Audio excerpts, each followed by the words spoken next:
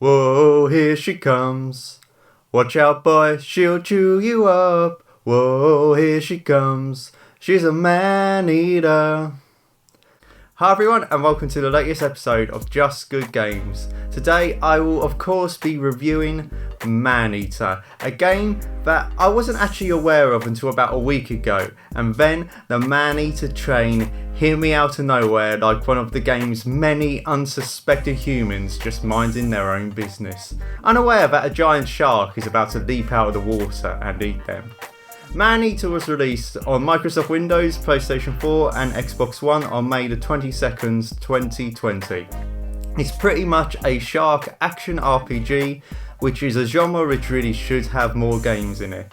And it really is just a bit of a throwback to the PlayStation 2 era of gaming. It's big, dumb and fun, there's a nice charm to it, and at the end of the day, it's just a laugh. As someone who has just came off playing long epics such as Final Fantasy VII Remake, Yakuza 6 and Okami Remastered, it's really nice to have a simple 15-hour game that I can just mess about playing while I wait for The Last of Us Part 2 to be released.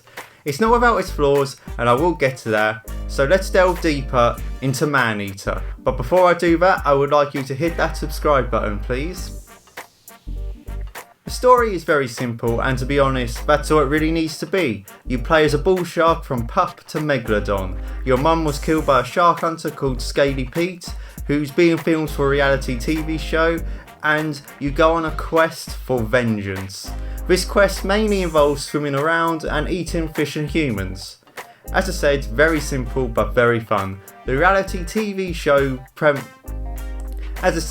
very simple but very fun. The reality TV show premise is great and allows one of the greatest parts of this game to really shine through, which is Chris Parnell's narration of your journey. It's absolutely fantastic and adds some great humour to the story. His voice is such a familiar voice, and he brings his A game, like he does as Cyril Figgis in Archer and Jerry in Rick and Morty. All the characters and other hunters that you meet are very fun stereotypes of modern America. You don't really spend much time with them though, as they end up in your belly pretty soon. Scaly Pete is a good nemesis, and he takes himself way too seriously, which I assume is a bit of a piss take on like people on reality TV shows taking themselves way too seriously when you know it's just a stupid, dumb reality TV show. The gameplay is simple but fun, and I think if it went on any longer, if it went longer than 15 hours, then it would probably wear a bit thin. But it's just so much fun to swim around, eat things, terrorise people and explore. This game just makes it feel like a great and fun PlayStation 2 era game with a nice PlayStation 4 coat of paint on it. It's not the greatest game in the world, but it's so enjoyable, and it only lasts for a little while, but is well worth it. There's not a massive variety of moves to take down your enemies, but you can eat, tail whip, thrash people about, jump to ridiculous heights, and last for actually quite a while on land. Again, it's very basic, but I think that's all it really needs to be. The customization of your shark is fun, but again, it's so basic, and this sort really brings it down a bit. And I think if it does end up getting a sequel, which it might do due to sales, this is one of the areas that will definitely need to be improved along with mission variety. I actually think the crazy could be turned up even more, and it should even maybe push it to like Saints Row level of crazy. Have your shark just doing loads of stupid stuff. It would absolutely be amazing, like throwing government conspiracies and stuff like that. It would be hilarious.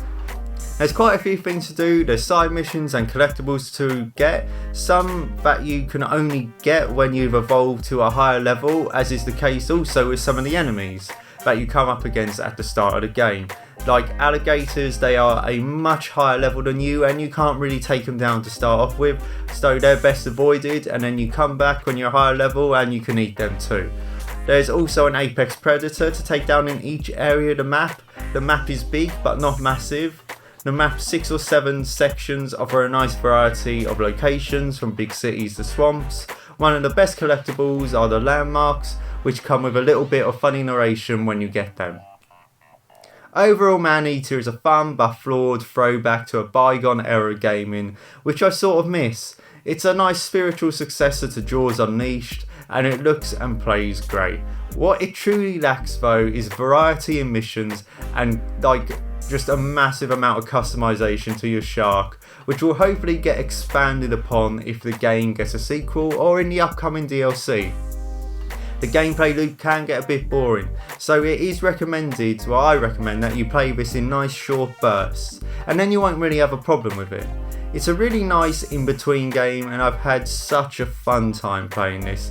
It's just like a B-movie really, like Machete or something like that, or The Evil Dead. Really, you know it's not that good, but that's sort of the charm of it, and that's why it's amazing. With that being said, because of its basic nature and just a lack of content, I'm going to have to give Maneater a 6.5 out of 10, but I still highly recommend it. So, there it is. Thank you for getting to the end of my review of Maneater. I hope you go out and play it, as it is such a fun game. All I need you to do now is go down and hit that subscribe button, like, share, follow us on Facebook, follow us on Instagram, and once again, you have been watching Just Good Games.